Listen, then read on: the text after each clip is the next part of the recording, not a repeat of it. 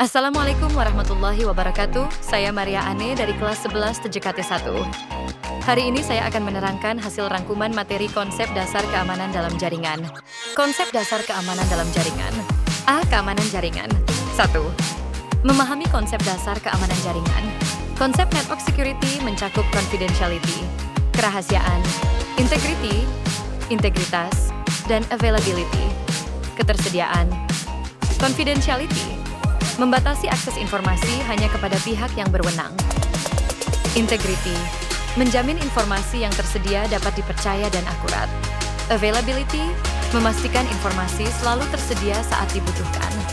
Manfaat keamanan jaringan mengurangi risiko pencurian dan sabotase data, melindungi dari spyware dan virus, serta memastikan data tetap utuh.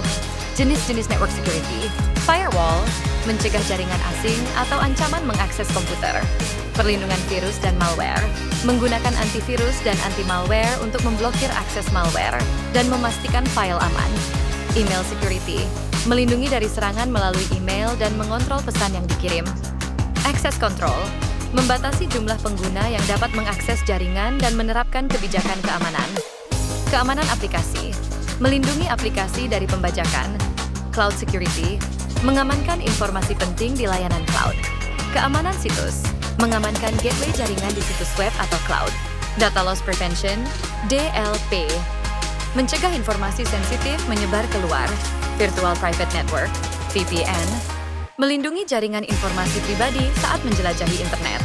Segmentasi jaringan, membagi jaringan menjadi beberapa segmen untuk mengidentifikasi perangkat mencurigakan.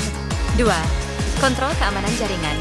Kontrol keamanan jaringan terkait fisik, teknis, dan administratif.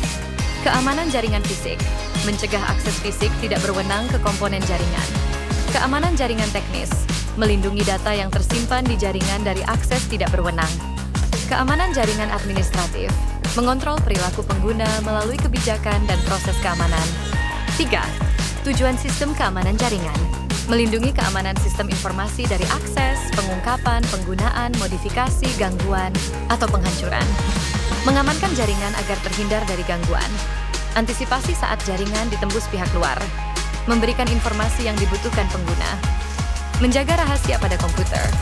Memberikan informasi secara konsisten dan utuh. Mengawasi informasi pada komputer. B. Bentuk ancaman dan faktor penyebab ancaman. 1. Ancaman fisik, teknis, dan administratif. Sniffer, memonitoring proses yang sedang berlangsung. Spoofing, meniru komputer lain dengan menimpa identitas atau alamat IP. Remote attack, serangan dari jarak jauh di luar sistem jaringan. Hole, kondisi software atau hardware yang dapat diakses tanpa otorisasi. Phreaking, melemahkan sistem pengamanan telepon. Hacker, mempelajari sistem secara diam-diam. Cracker, mempelajari sistem dengan maksud jahat. 2. Faktor penyebab ancaman. Ancaman fisik, kerusakan pada perangkat fisik atau hardware. Ancaman logik, kerusakan pada perangkat lunak jaringan. 3. Metode penyerangan. DDoS attack, membanjiri server dengan volume traffic tinggi dari botnet. Man-in-the-middle attack, MITM, menghentikan lalu lintas yang sah antara jaringan dan sumber data eksternal. C. Avoiding man-in-the-middle attacks, unauthorized access, akses jaringan yang tidak sah karena kata sandi lemah atau jaringan tidak terenkripsi. Insider threat, ancaman dari orang dalam yang memiliki akses ke sistem. Privilege escalation, penyerang memperluas jangkauan akses dalam sistem. SQL injection, menyerang melalui input yang tidak divalidasi pada situs web. Keempat, jenis-jenis serangan. Malware, software berbahaya yang mengganggu sistem. Pencurian kekayaan intelektual, pelanggaran hak cipta atau paten.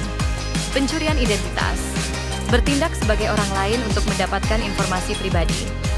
Pencurian perangkat dan informasi, ancaman meningkat karena perangkat mobile dan cloud. Sabotase, menghancurkan situs web perusahaan. Pemerasan informasi, mencuri informasi perusahaan untuk mendapatkan pembayaran. Serangan media sosial, mencuri informasi dari pengguna media sosial. Mobile malware, virus pada telepon seluler. C. Kategori ancaman atau serangan. 1. Interception. A. Memahami kriptografi, proses menulis atau menyampaikan pesan secara rahasia. B. Sejarah kriptografi. Kriptografi terkenal sejak bangsa Yunani kuno 400 sebelum Masehi, menggunakan alat bernama Saital. C. Jenis kriptografi 1. Hash function, meringkas data dan mengirimkan penjelasan yang telah dirangkum.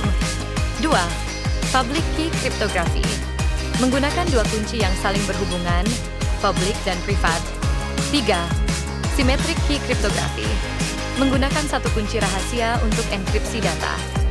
D. Teknik kriptografi, teknik scrambling, mengubah teks menjadi teks sandi. E. Modern kriptografi 1. Authentication, autentikasi, pengiriman dan penerimaan identitas sumber data. 2.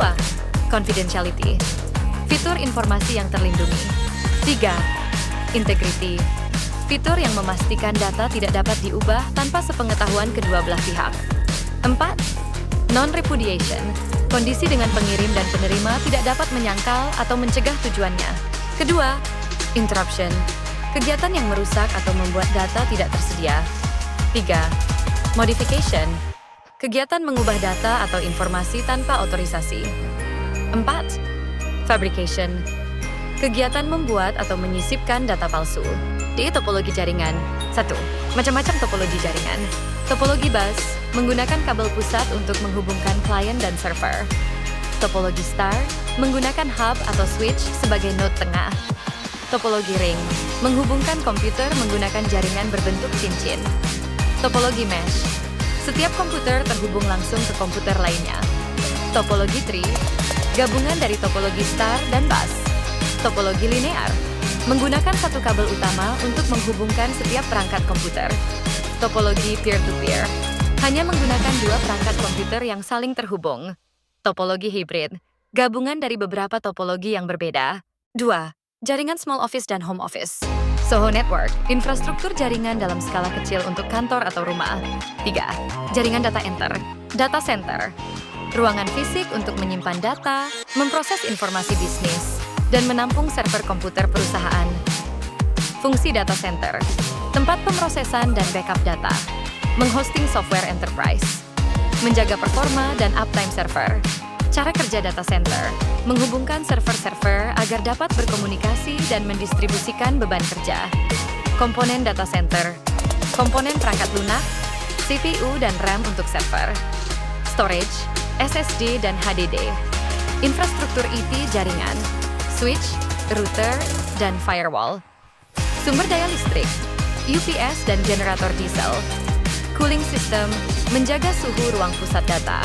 Jenis-jenis data center, colocation, data center, menyediakan fasilitas data center secara lengkap. Enterprise data center, dibangun oleh perusahaan untuk digunakan secara mandiri. Cloud data center, fasilitas data center dengan server dan fasilitas pendukung yang terletak secara virtual di jaringan internet. Edge data center, perusahaan menggunakan lebih dari satu data center di beberapa lokasi. Micro data center, pusat data berukuran lebih kecil. Cara memilih data center yang baik. Lokasi strategis, fasilitas keamanan lengkap, bersertifikat Tier 4, dan perawatan pusat data rutin. Keempat, sistem cloud dan virtualisasi. Cloud computing, menyimpan data di internet sebagai pengganti penyimpanan pada hard drive fisik. Proses virtualisasi pada cloud computing, menciptakan ekosistem virtual perangkat penyimpanan dan OS server. Karakteristik virtualisasi. Distribusi sumber daya virtualisasi, memungkinkan pengguna membuat lingkungan komputer yang unik. Isolasi. Setiap perangkat virtualisasi terdiri atas mesin virtual mandiri. Ketersediaan, menyediakan berbagai fitur yang tidak dimiliki oleh server fisik lainnya. Agregasi, memungkinkan beberapa perangkat membagi sumber daya dari satu mesin. Jenis virtualisasi di cloud computing.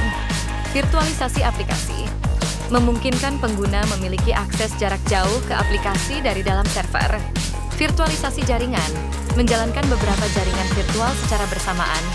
Virtualisasi desktop, sistem operasi pengguna memiliki fungsi secara virtual terlepas dari lingkungan desktop. Virtualisasi penyimpanan, serangkaian server yang dapat terhubung dan dikelola oleh satu sistem penyimpanan virtual. Virtualisasi server, menutupi sumber daya server.